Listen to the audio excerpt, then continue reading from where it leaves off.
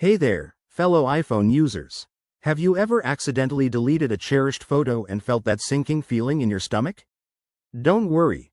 I'm here to save the day with this step-by-step guide on how to recover deleted photos on your iPhone in 2025.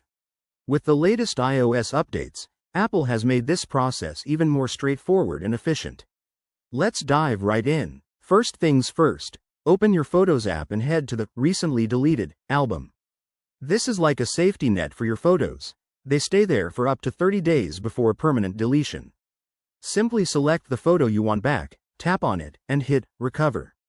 Boom! It's back in your library. But what if it's not there? That's where iCloud comes in handy. Next, make sure you're signed into iCloud on your iPhone. Go to Settings, tap your name at the top, and check under iCloud Greater Than Photos. If you have iCloud Photos enabled, you can restore from a backup. Open the Photos app, go to Albums, and look for iCloud Photos. Select the deleted items and restore them. Remember, for this to work, you need a recent backup, so always back up regularly. If iCloud doesn't have what you need, try restoring from your computer. Connect your iPhone to a Mac or PC with a USB cable, open iTunes or Finder, and select Restore Backup. This might take a few minutes, but it's a reliable option for older deletions.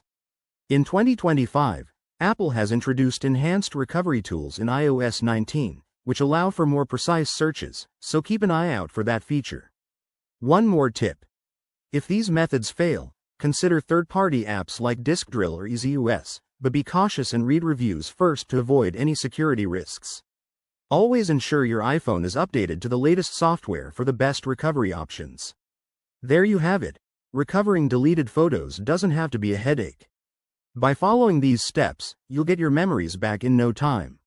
If this helped, give this video a thumbs up, subscribe for more tech tips, and drop a comment below if you have questions. Thanks for watching, and see you next time.